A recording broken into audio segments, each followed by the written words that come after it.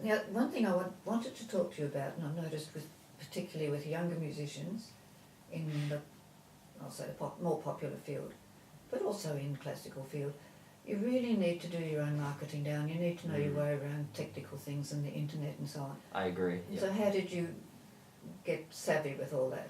I think the same way that, like, you know, like every parent has a child that's better at using a computer than they are, you know, and just sort of, you develop it in, like, new generations. They just, like, there's 4-year-olds out there that could, you know, work a computer even better than I could, I'm sure.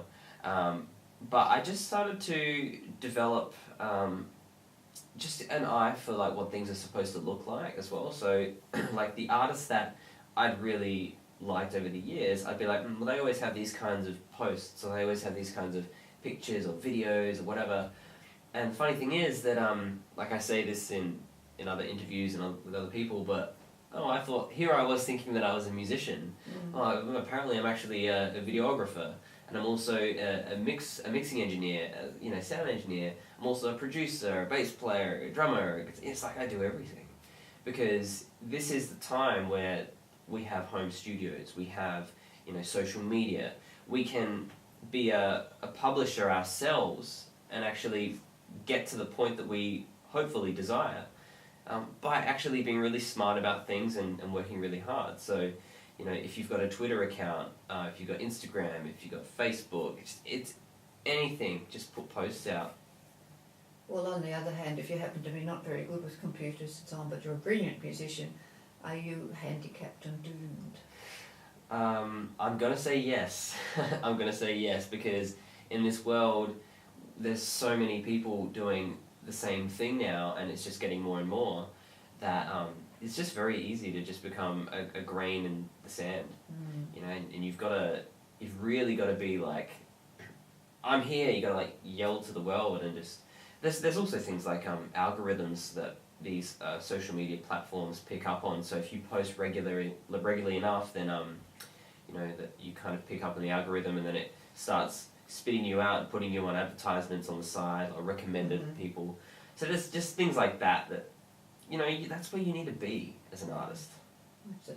Perhaps a shame, but necessary. Yeah, look, I'm with you on that, though. You know, I feel like I'm a bit of an old soul here. You know, I talked to my dad about it, and you know, I'd love to just be able to go out to a venue and just play a show, and then everyone just happens to be at the venue. But over the years, venues have been shutting down, and, you know, people don't go out as much. And I remember being in university in, like, 2010, I think it was, first year. My certificate year as well.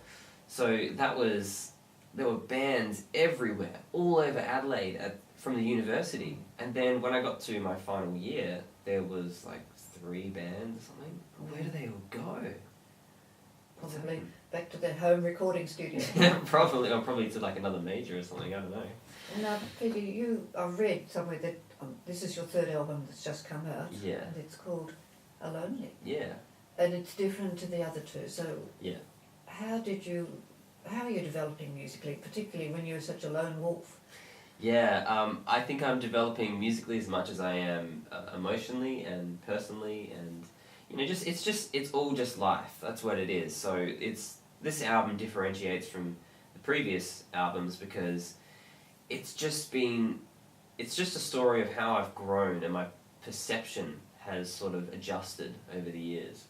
See, when I did my first album in 2014, I was very, you could call it, green. I was like, okay, I'm going to give this a go. I've never really recorded a song properly with all the instrumentation. I've just recorded, you know, maybe some guitar and maybe a vocal once before. Like, that's all I'd done. So I'm like, okay, I got to figure out how to mix this drum kit to make it sound nice. Where do I place the microphone?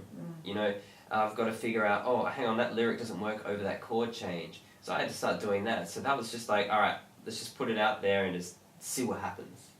And I got a really good response out of it from, you know, my friends and family, because they're like, whoa, he's got an album out. That, like, who does that? People put EPs out. But I had a home studio. I had all the time I wanted. So I did that, and then, yeah, the next album, Chances Are, was kind of like, all right, now let's make them think. You know, I've given it a shot. Now I'm going to make people think about things. My songs started to push 5.5 minutes long. It started to become very compositional. A lot of people didn't like that. They were like, oh, it's not radio friendly. It's, and I was like, go away, you don't know what you're talking about. It's good music, and I sort of hated that. And now this album is more refined, and it's more confident. It's a little bit more like, okay, I played around before with the other things. Now I know what I'm doing. I mean, not that I didn't know what I was doing before, but I was like, this is what I mean to say. Yeah, that's fantastic. Yeah. Now, if people want to listen and if they want to order, you said it's all online, so what would they do? Would they put Peter Nick NIC? Yeah, make sure it's NIC, not NICK, because I get that a lot. You could just go on iTunes or Amazon or any streaming service. Or Spotify. You can't order from Spotify, can you? Or you No, I don't know. I don't dabble on Spotify very much, but you can definitely stream on Spotify, so it's on there. Okay, but if they want to, or Amazon or any of that. But if you want to purchase it, it's on iTunes. Put your name in first and then see what happens. Have a little listen, and then I'm sure they'll be rushing Yeah. with their cards. You do it with How do you work out getting your money? I actually go through a distributor, so my distributor will also, once I reach a certain threshold of money, it'll just put it into my account as well, and then they take a cut. So that's how it works for artists these days, So yeah, it's almost like if you want to support local artists, artists in general, if you do buy their music, they definitely do get quite a bit of the money as well. So it is worth doing if you want to support. Oh, fantastic! Well, thank you so much for coming in and talking. Thank you very much.